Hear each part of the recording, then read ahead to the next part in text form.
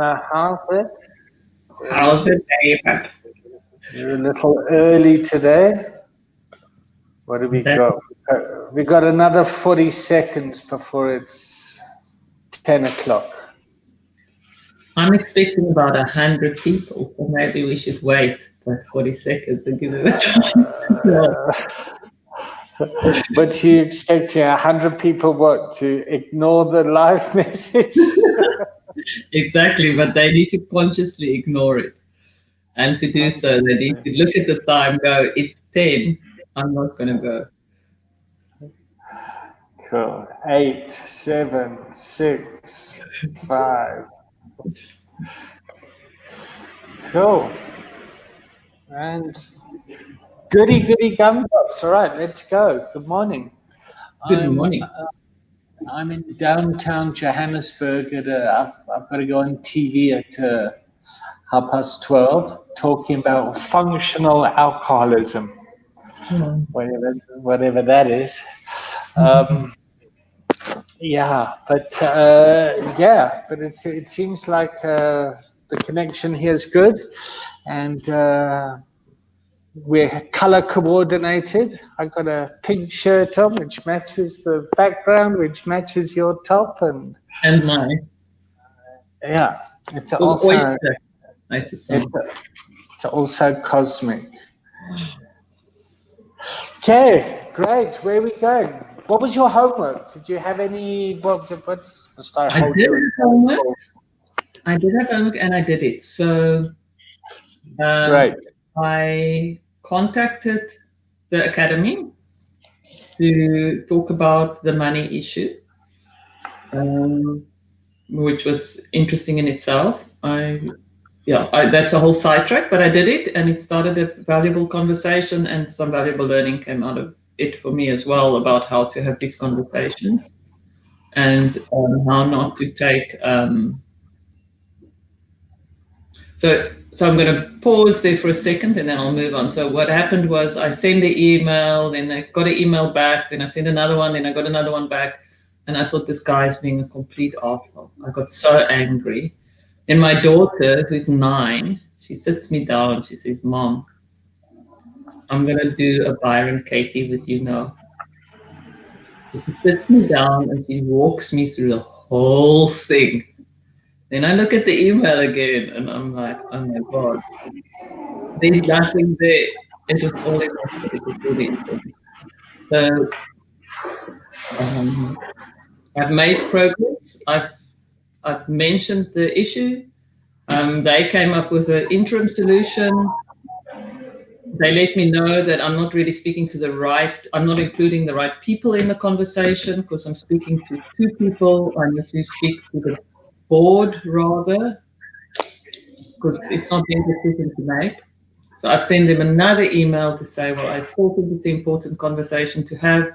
I'm happy with the interim solution, but I would like to then take this to the, what do they call it, the committee, the functional committee or whatever, the people who basically, the stakeholders who plans the whole thing and who talks about finances, the board of directors. So that is good. I've also started contacting people. We put a group together, which has been really good as well. I've spoken to 3 people that I would really love to have there, and I now need to get back to all 3 of them with more information.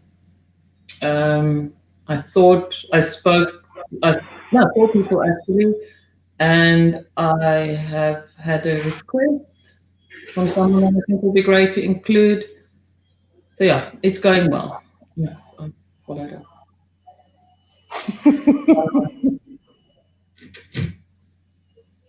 But then, and this is what I would love to talk about today, then what I'm realizing I do, what happens is I take forever to get going. I think of everything that could possibly go wrong. I like second guess myself, triple guess myself. Then I suddenly go completely crazy.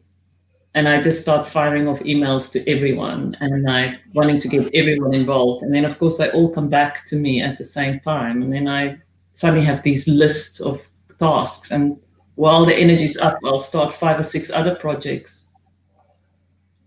And then you get me like I am today, which is slightly manic, but underneath it all, there's like this anxiety of there's too much to do. I can't keep up. I don't know how I'm going to get it all done. I don't actually even want to do it. I should have just left things. I was so chill. Everything was fine. Why do I even want to do this? It's too much. Yeah. So. And then I fire off more emails to distract myself. And then if I'm not careful, the whole thing's too long. And I'll stop. Are you sure? Yes. Well, hold on. I might have to hold on, but I'll stop. Okay. So what do you want to talk about today? I want to unpack perhaps, well, first of all, I'd like to slow down because I'm aware that something's happening, but it feels like there's this energy pumping through me that just doesn't want to allow me to just like slow down.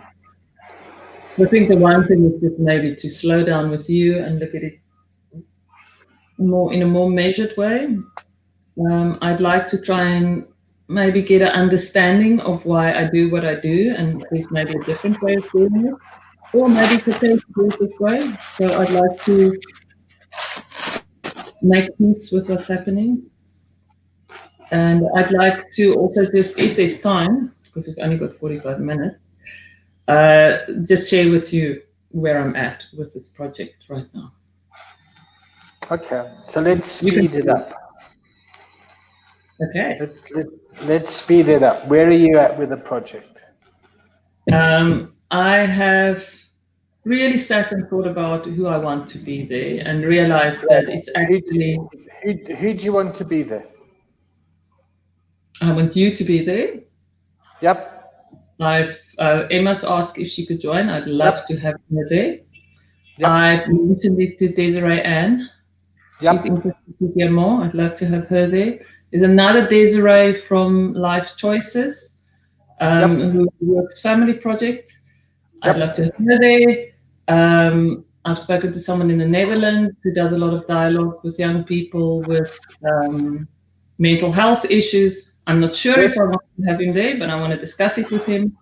And I've spoken to Ndisa, someone who does a lot of social activism work and is also into recovery. She's not keen on joining groups, but she's keen to have the conversation with me. Great. And then Bongile from 1,000 Circles. And Bongile from 1,000 Circles, he's very interested as well. Okay, good. Great. Together with me, that's 8 people. I thought what could also be cool is to hold a slot open for a mystery guest. A mystery guest. Okay, cool. Mystery guest. Maybe every now and again someone says someone should really be here for the next conversation. All right. When do we have the first conversation? Next week this time? No. I'm not going that fast. No.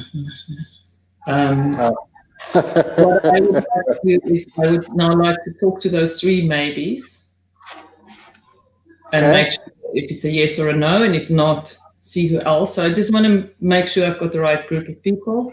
Once I've got that, I want to get a sense of what time's going to suit everyone. Okay. And I've got the prototype.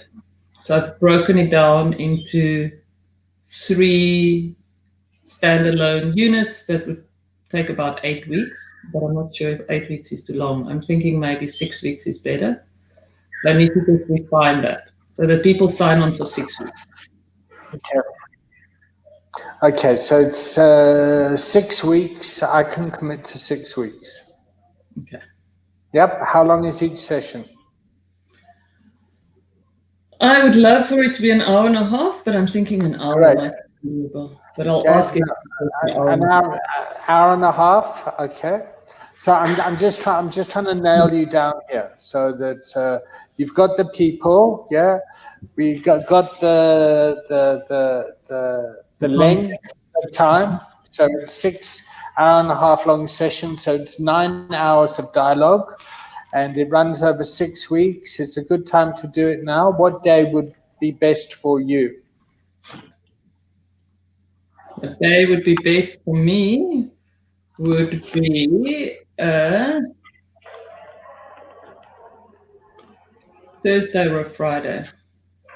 Okay, time?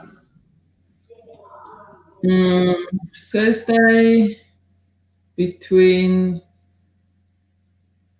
Give me a second. Let me just feel into it. I've got a call between 9 and 10. Probably between 10:30 and 11:30 could work. Okay, so why don't we do 10:30 till 12 Thursdays? 12. Okay, but that is assuming that everyone that I want to be there can be there during that time. Yeah, I'm just putting it in for me. Starting Thursday, the 19th of November.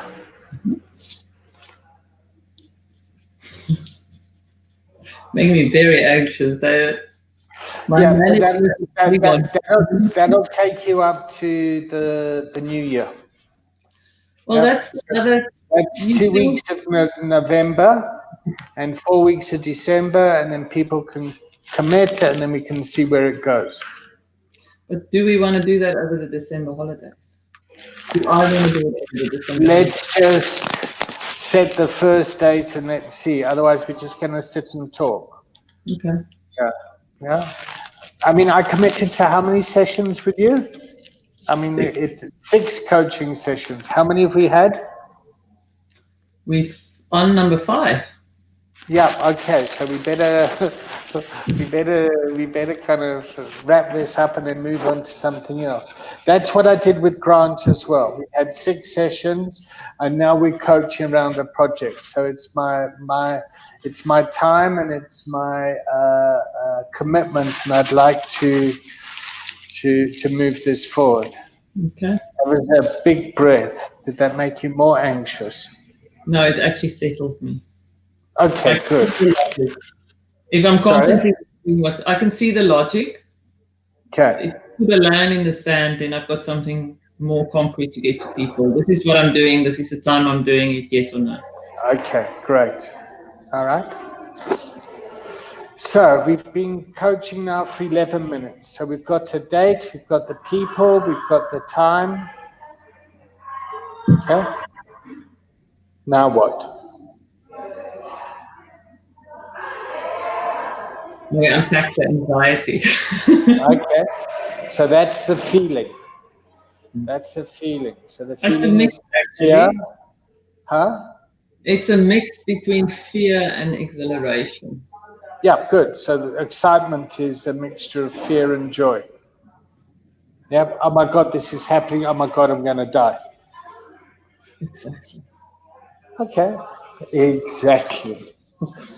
Exactly. Okay. Exactly. Okay. All right. So let's slow down now.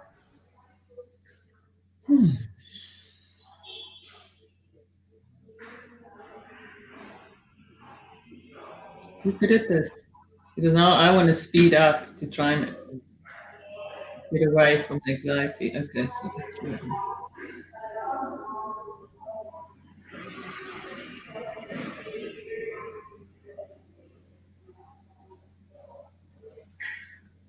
So you spoke last week about four things: move, oppose, observe, and Bystand.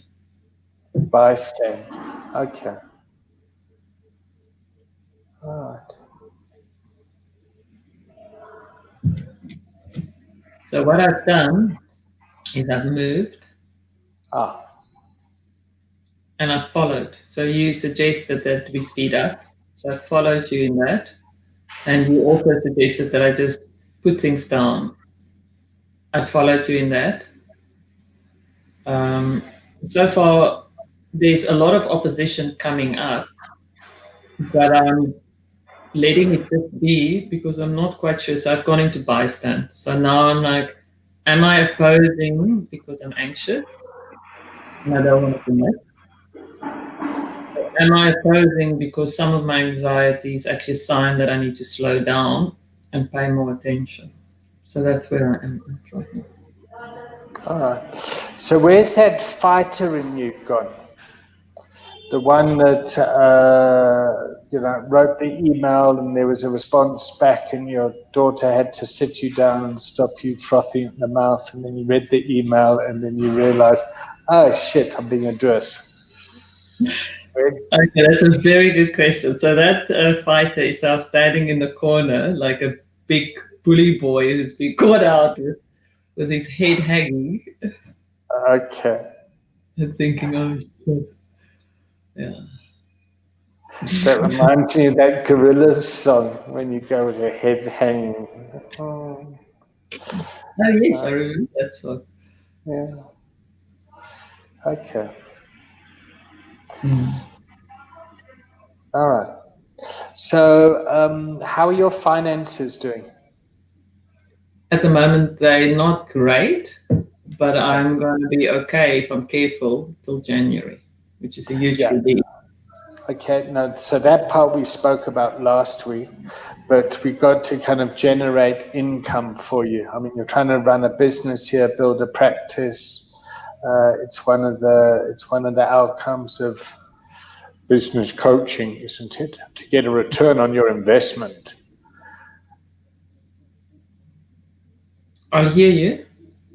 For me, the return on the investment has been huge already Okay. because recognizing the thing around competence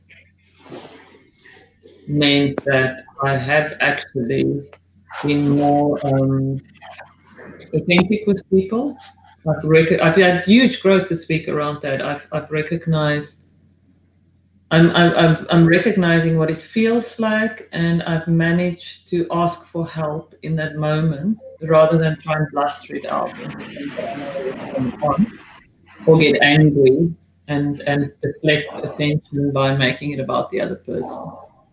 So twice I've managed to, in the midst of my head feeling like it's about to explode and just wanting to either disappear, completely stand back, or just rush in there and blast someone, I've managed to say, I need time.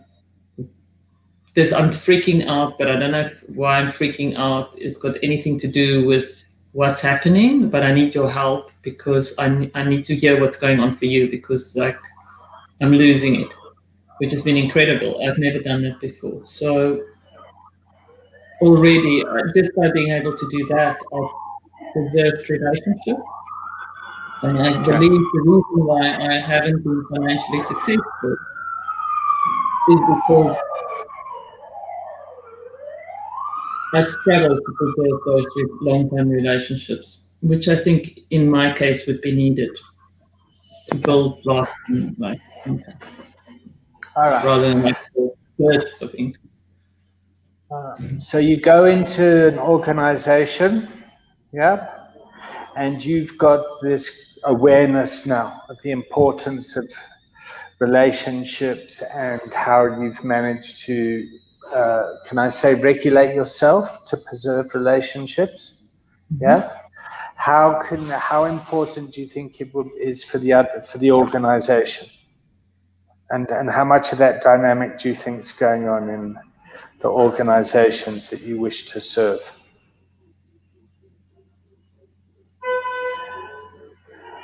I think it's important, and I think it goes on a lot. Sorry? I think it's important. I think it goes on a lot, and I think people they wouldn't play out the same way for them that it would for me. Okay.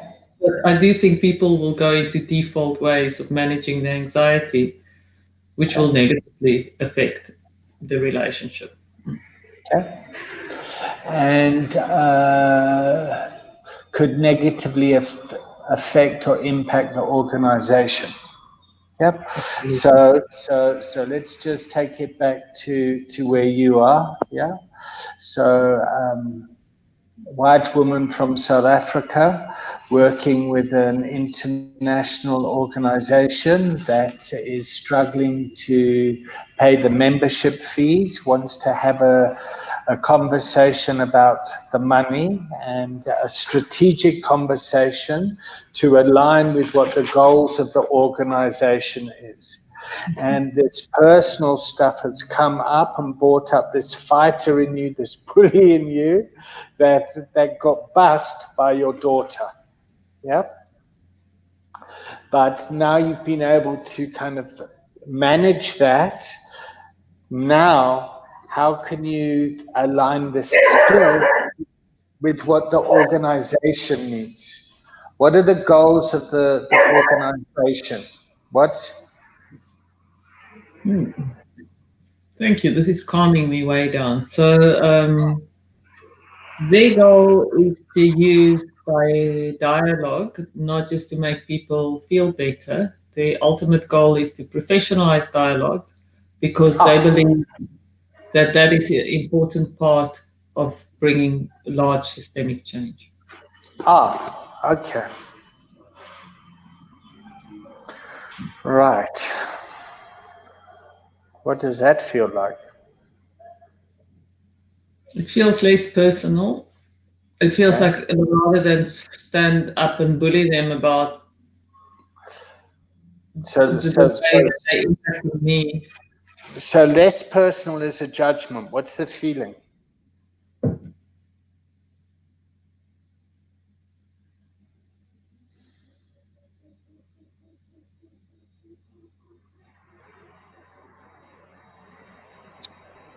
Yes, that's a difficult one, David. I don't know what it's like a feeling of calm.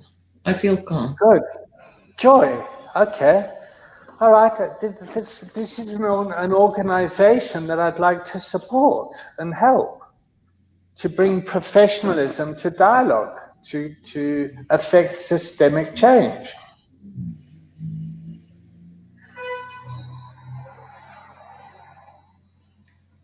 It, And it, it, it excites me. And and the thing that I'm trying to bring, which has become personal, and it is personal, but it's more than just a personal thing, is that if we really want to address the systemic issues, we've got to also be able to get people certified and on the same level as those who's got money to put towards it.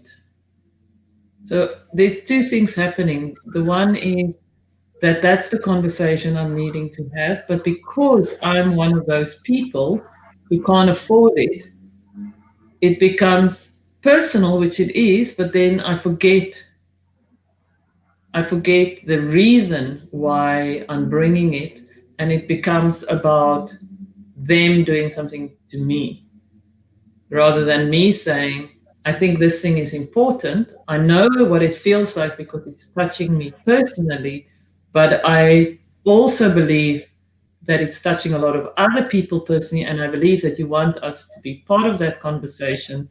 Therefore, I think it is a conversation that will benefit me, but it will also benefit you. Yeah? Because you can't do systemic change if you're just training the 2% of people in the globe that can actually put the money towards it. Yeah? okay, well, the research shows that organizations that send people off that go to do weekends away and trainings, when they go back to the organization, everything they've learned on the weekend, as clever as it was, gets thrown to the side because the systemic pressure within the organization doesn't allow the change to happen. So the training and the change needs to happen within the the organization as the organization is moving and going along. Yeah.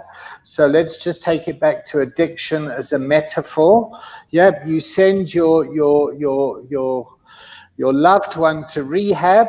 They learn all about rehab and how to stay sober. And they learn all the tools, and then they go back to the same environment that wants them to be the alcoholic again. So what we're trying to do is get the person sober within that environment, because that's a systemic problem. Yeah. Mm. Okay. So you need to make it a lot simpler for me to understand what you just said. Okay. So, what I just said is my belief is that for dialogue to become a tool, a professional tool for big systems change, Okay. those that teach dialogue and professionalize people need to be very careful and aware of how only making the training accessible to people who's already holding too much power and Great. therefore holding the Simple. Got influencing it. place. Got it. Okay. So here's an organization. Yep. And we're only going to give the training to the guys at the top, the executives, the creme de la creme, because that's who we're going to invest in. And the organization doesn't change because they're not bringing the change down here. Yep. So it's about flipping it. Yeah. Yeah. And coming from a bottom up approach to affect the change. Yeah, which is a Exactly. kind of the theory of servant leadership. Okay, now your challenge is you're going to be seen, and take this with love. Yeah, but it's going to be seen as how's this dozy hippie going to change our organization by sitting around and talking. It's all this bloody kumbaya stuff. Nothing ever changes, and in fact, it just creates problems because people come into our organization, they talk about this fluffy stuff, and nothing actually ever changes. And I'm really turned up the volume there because that's the projection that goes on to me when I go into organizations and try and talk about the value of change. How are you No, it's feeling? interesting. I'm feeling good. I'm feeling good. Okay. All right. What happened was I saw something similar. I suddenly saw how I was still referring to them as if they need to, I'm going to talk and talk and talk. And then they're going to come up with a plan. And then I'm going to oppose that plan till it fits me. And then I'm going to say yay. So I realized that unconsciously that's what I'm doing. So I've realized that I need to come up with something. And I need to say to them, this is what I think is needed. This is the way I would do it. Then I need to give them a chance to oppose it, which I don't like. But then I need to really listen, like you were saying, like I need to hear them and say, well, you're just sitting around talking about it. And then I need to adapt my plan till it gets to a place where it's something that's workable within reason. And I need to stand up when I feel that what they're posing. So yeah, we need to be in dialogue about it. Okay. Cool. So you need to practice what you preach. Because I'm kind of monologuing them as well. Okay. So let's go back to the organization. Yeah. So organizations often talk about these values, but the people within the organization don't actually live them. Absolutely. So we're an organization of dialogue and have courageous conversations, but actually we can't actually sit down and fucking talk about money and saying how our pricing structure is exclusive and isn't fulfilling our mission, which is around professionalizing dialogue to create systemic change. You can professionalize dialogue, but it needs to be changed in a way that's going to create the systemic change.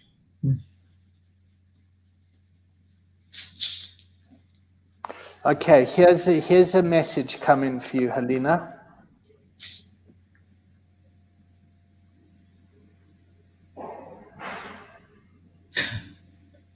That's a message for you. But I want you to pick it up. Okay. Yeah, I want you to run with this because this has come on your watch, and you're an affiliate. So if you sell our trainings, you get a commission. That's That's a business structure. Yep. David's in Australia, and we have various places around the world that people can do this. Okay, so David, get in touch with Helena. Are you all right with that, Helena? I'm absolutely all right with it. Okay. David, type your email address or something in the...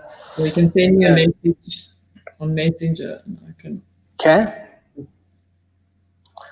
Great. Okay, so that makes me excited. And I'll tell you why, because we're trying to professionalize, well, we are professionalizing the skill. Yeah. This is, and to professionalize it, is you pay someone to show up in a certain way. Sorry, you know this. I'm getting... No, please talk it through. Because it's one thing to know something, another thing to really know it. Okay, so when does an amateur golfer become a professional golfer? When does an amateur golfer become a professional golfer? When they recognize this one by someone. When they get paid for it. So the guy is still playing golf. He just now does it for money.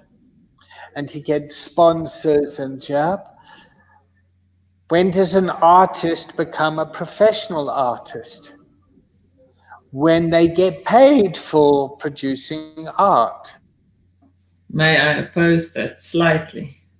When they get paid for producing art because someone that they want to pay them recognizes something they're doing as being professional enough to be paid for. So it's not just getting paid.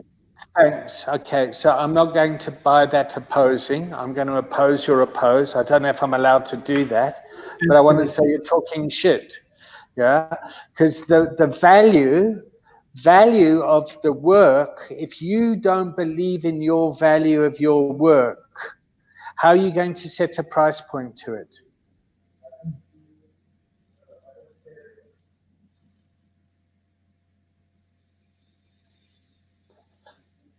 You've got a piece of paper that's going to make you a good dialogue person?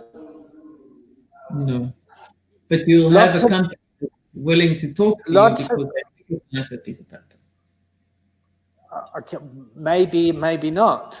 Yeah, a lot of people go off and get pieces of paper, but that doesn't make them good psychologists. A psychologist can go to university, get the piece of paper, but if they can't build rapport with their clients, yeah.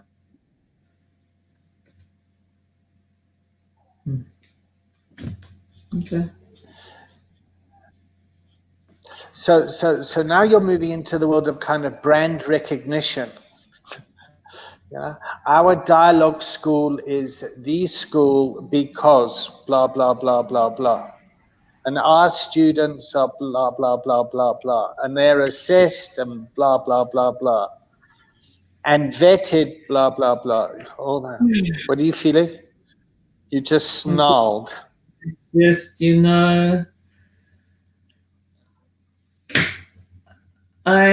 what's landing for me is I'm just so tired of brands. I can totally see their value, but it's like it feels like 90% of the time is put into creating the advertising and the values and the mission statement and all of that shit. Okay. Throw all that out the window. Yeah. Tell me about brand Helena.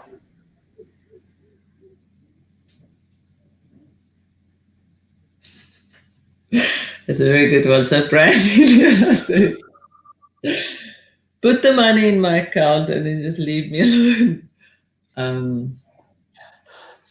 So that's what the mission statement is. That's what your vision is. Yeah. But what does brand Helena say?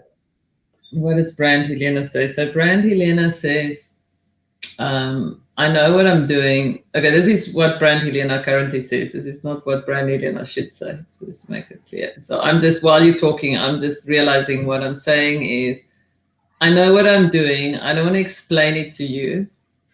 I don't want to have to convince you of anything. I don't want you to disagree with me.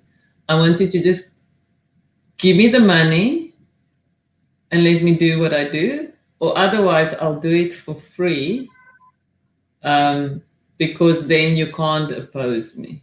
Then I can just tell you to fuck off, actually. Sorry, I don't know where that came from, but I think what I'm trying to say. It came from your heart as the truth, and I relate to that. But underneath all that is like people must pay you because they trust that you're going to do the job, and they know what you're talking about. Yeah. Exactly. My biggest challenge in the world is writing out an invoice. I do fucking excellent work. But when it comes to writing the invoice, my whole dialogue in my head debating committee goes off and I freeze. I got the same challenge. And then I'll go, all right, well, oh, fuck it. I'll just do it for free. Which doesn't serve anyone. I'm fine with writing the invoice, but because by the time I get to the invoice, I have made sure that that person's willing to pay me. It's the convincing them that they're going to have to pay me that I'm not too crazy about. Okay. So I don't need to convince people anymore around the value of my work. Like I know how much value this adds. Getting people to talk and work together. I mean, just when I look at it from the business perspective of being a businessman, I mean, the amount of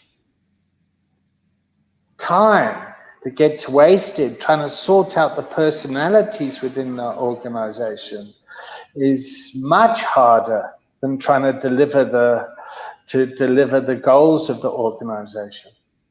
Yeah. So it's harder for me to get the therapeutic team at the clinic to work together than it is to treat the patients. Absolutely. Does that, yeah? It's harder to get the workers in the bank to work together than it is to provide banking to the customers. Absolutely. It's harder to get the dialogue people to actually have a dialogue between all the different dialogue practitioners than it is to go off and run your training for someone else who's just an expert. Okay. Because we're peers. I think that's the thing. The what? Because they're peers. I think Yes, okay. So what's the there's something clash? that happens when we see each other as equals. What's the clash? I think it's around status. Status, okay. So what happens when people's status are under threat? They get triggered. They're going to fight flight. So they either don't say anything or they say too much. Yeah. Okay. All right. So the challenge that you have here is what?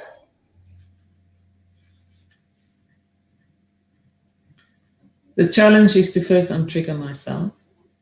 Thank you. To manage your own status. This guy sends you an email and you need your 9-year-old daughter to calm you down. And when you look at it and you go, Jesus, I'm bonkers. Yeah. So now that's some humility. It's like, oh, okay, I can put my hand, okay, shit. And then look at it and now there's some emotional maturity coming into you and the role that you're going to be building in this organization. So you're getting some political intelligence here. How am I going to handle the politics here? You know what happens to me as well while we're talking? I'm realizing that I redefine status. I'm redefining status. And I'll be more clear about it. So And I'm also aware that we've got a couple of minutes for wrap up. So I'm going to redefine status in a short sentence and then I'll hand it back to you. So when I went in, for me, status meant that someone must think I'm at least as important as they are. And they're talking down to me and I need to be big and scary so we can know that I'm as important as they are, even though I don't have as much money as they do. That's the trigger. During the conversation with my daughter, there was an amazing moment where we went into a new place and I realized that the status that I hold is not one of being equal. It's like, wow, I can do this incredible thing that I've been practicing for a long time. I can name, trigger, I can step back. There's a whole lot of, so then my status becomes my worth and it's not measured against. Does that make sense? Or am I? My status becomes in what I bring, and I can stand with that. It doesn't matter what they think about it. And then I can actually have a completely different conversation than when I measure my status against theirs. Okay, so Helena, the one word of caution here is you're a mother. Yes. Yeah, in that role.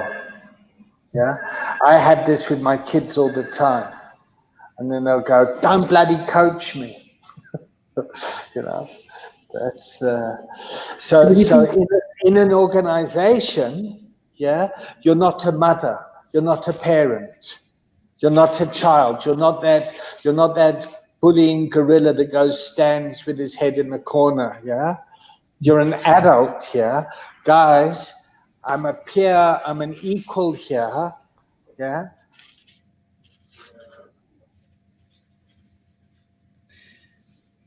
So 2 things, very briefly. Okay, I'm going to leave the mothering thing. We can have that conversation next week. I'm a peer because I bring worth, not I'm a peer because I'm as important as you are, or I'm a peer even though I don't have as much money as you do. That's what I'm saying. You're a peer because you both engage with the same role in a professional manner. Exactly. Yeah, you both charge for services.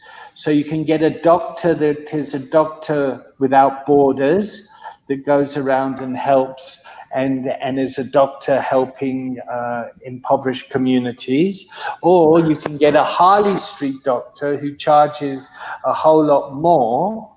Yeah, but they're both doctors and they both peer review each other. Okay, I'm with you. Are you with me? They're like, so you're in the role, I am a professional dialogue person.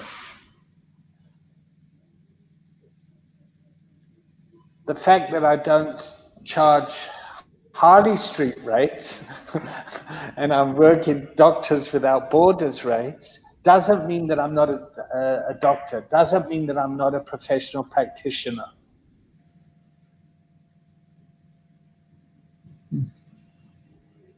What are you feeling? I'm feeling like something really important is landing for me. Okay, good, because I'm feeling quite, yeah. But I can see that it's really important. Yeah, I'm feeling. Yeah.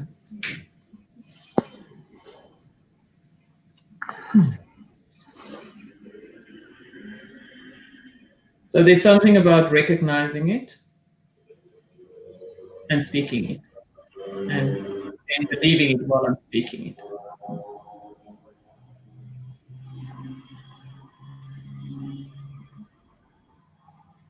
And there's something around being able to say, I deserve to get paid, which is part of that speaking too. Am I making sense? You're looking a bit vague. No, you're making complete sense. No, for me, I'm gone. For me, I'm thinking, oh, good, like, have you got it now? Let's go.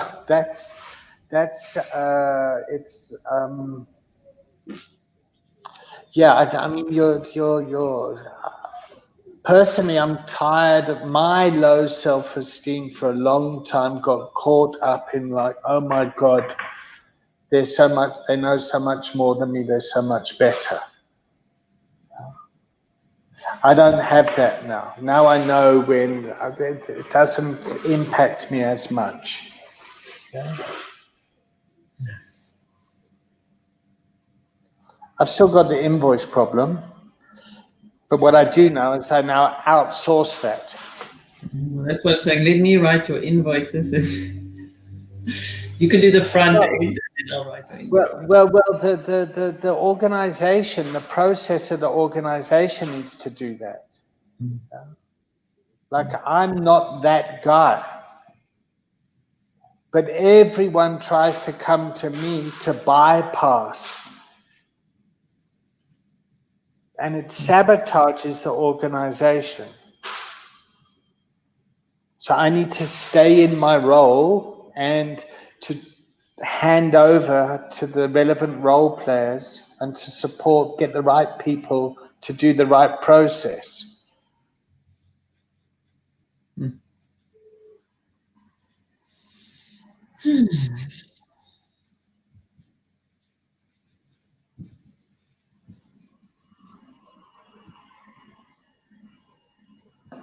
How are you checking out? I'm checking out, feeling really grateful, David. Good. You're an amazing coach. I really do. And that's why I wanted to have these conversations. Because I tend to pick people that engage the way I do, and it doesn't get me anywhere because we just philosophize.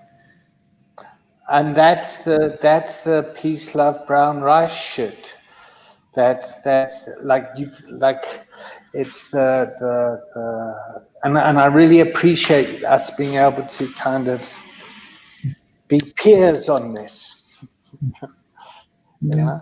Because if we're not, the organization isn't sustainable, or it becomes elitist.